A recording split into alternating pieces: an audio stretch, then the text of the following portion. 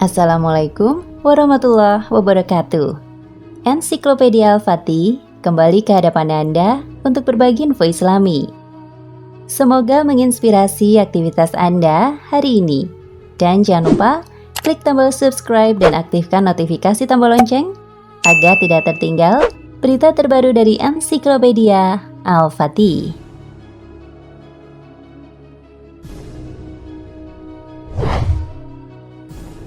Para pemirsa yang semoga dirahmati oleh Allah, di antara akidah Ahlus Sunnah adalah kita mencintai para sahabat Nabi Shallallahu Alaihi Wasallam, namun tidak berlebihan dalam mencintai salah seorang di antara mereka.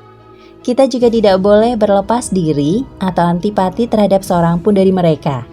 Kita membenci orang yang membenci dan menjelek-jelekan mereka. Kita pun hanya menyebut mereka dalam kebaikan. Mencintai mereka adalah bagian dari agama, bagian dari iman, dan salah satu bentuk ihsan. Sedangkan membenci mereka adalah kekufuran, kemunafikan, dan sikap melampaui batas. Akidah atau hawiyah.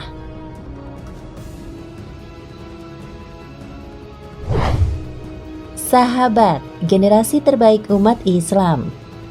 Setelah kedudukan sebagai nabi, tidak ada lagi kedudukan yang lebih tinggi dan lebih mulia dibanding kedudukan suatu kaum yang telah diridhoi Allah untuk mendampingi Nabi Muhammad SAW dan untuk menjadi pembela agamanya.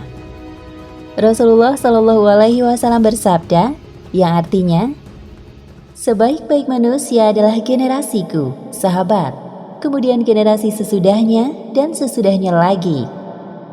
Hadis riwayat Bukhari dan Muslim. Pada diri sahabat telah terkumpul kelebihan dan keutamaan yang banyak.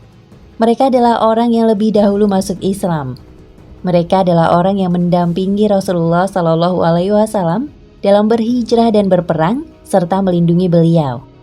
Mereka berjihad menghadapi musuh ketika cuaca sangat terik menyengat, padahal mereka sedang berpuasa. Mereka pula yang menyebarkan agama Islam ini ke berbagai wilayah. Oleh karena itu, umat Islam ini telah sepakat bahwasanya para sahabat radhiyallahu anhum lebih mulia daripada orang setelah mereka dari umat ini dari segi ilmu, amal perbuatan, pembenaran, dan persahabatan dengan Rasulullah.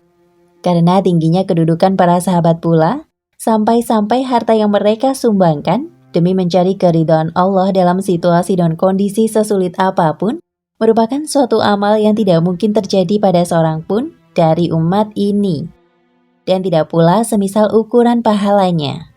Rasulullah bersabda, "Janganlah kalian mencela sahabatku, karena demi zat yang jiwaku di tangannya, kalau salah seorang di antara kalian menafkahkan emas sebesar gunung Uhud, maka nilainya tidak akan mencapai 1 mud, segenggam tanah salah seorang mereka, dan tidak juga separuhnya." Hadis riwayat Bukhari.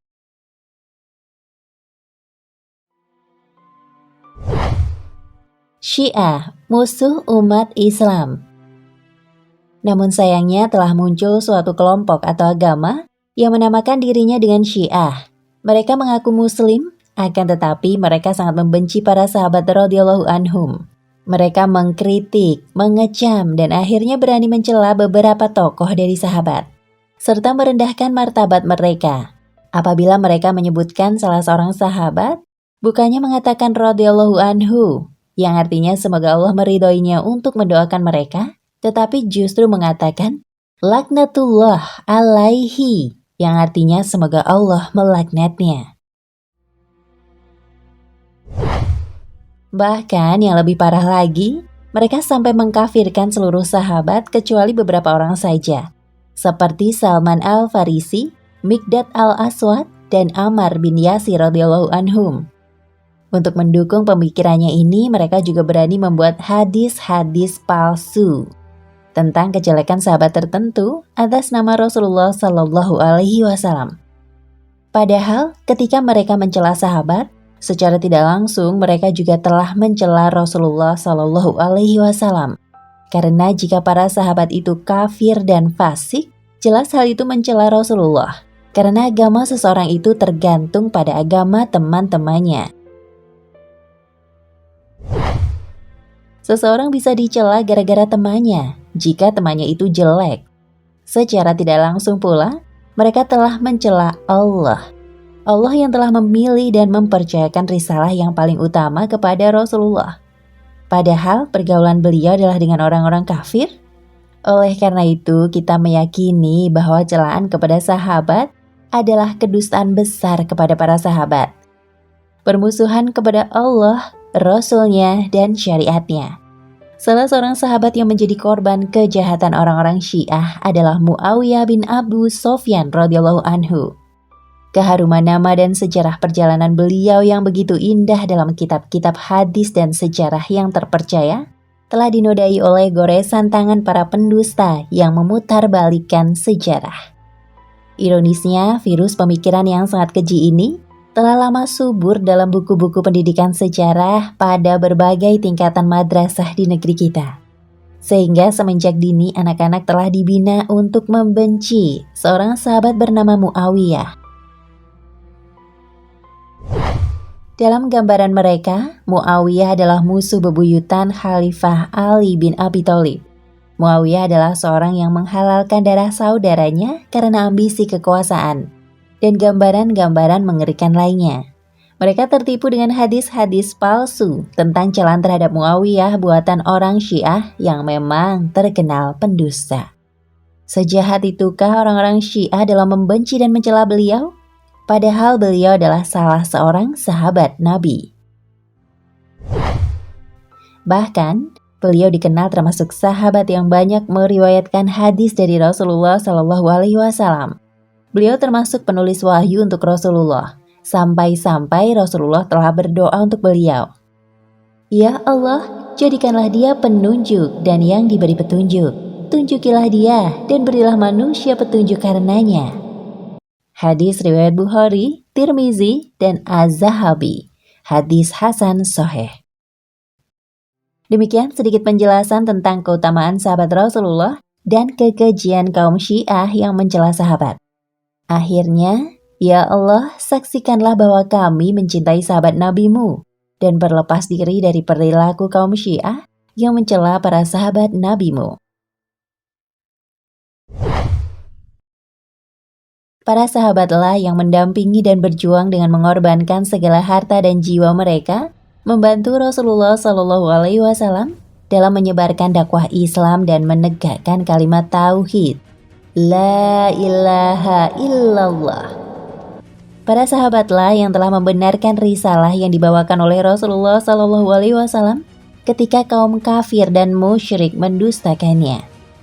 Allah Azza wa Jalla telah memuji para sahabat di dalam kitabnya yang mulia, Al-Quranul Karim.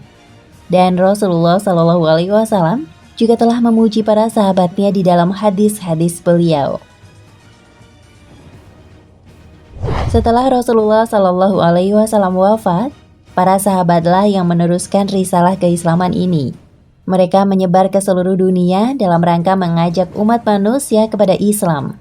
Dan sekarang, para anak cucu Majusi, agama Syiah Rafidah, telah lancang mencela, melaknat, dan mengkafirkan para sahabat radhiyallahu anhum ajmain. Secara tidak langsung, para anak cucu Majusi atau agama Syiah telah mengkafirkan seluruh kaum muslim karena Islam yang kita anut ini sampai kepada kita melalui dakwah para sahabat yang notabene telah dikafirkan oleh agama Syiah. Oleh karena itu, wahai saudaraku, janganlah kita tertipu oleh slogan-slogan kosong agama Syiah yang ingin membentuk opini kesatuan antara Sunni dan Syiah. Ketika mereka minoritas di suatu negara, mereka berusaha mengambil hati kaum muslimin di negara tersebut dengan menampakkan topeng mereka dan menyembunyikan borok mereka di balik itu, sehingga seolah-olah yang terlihat adalah hal-hal yang baik. Tidaklah heran karena salah satu akidah mereka adalah taqiyah, yang menampakkan sesuatu yang bertentangan dengan apa-apa yang mereka sembunyikan di hati mereka. Iya, sama persis dengan akidahnya orang-orang munafik. Nah, pemirsa Ensiklopedia Al-Fatih, sampai di sini perjumpaan kita kali ini. Semoga menginspirasi.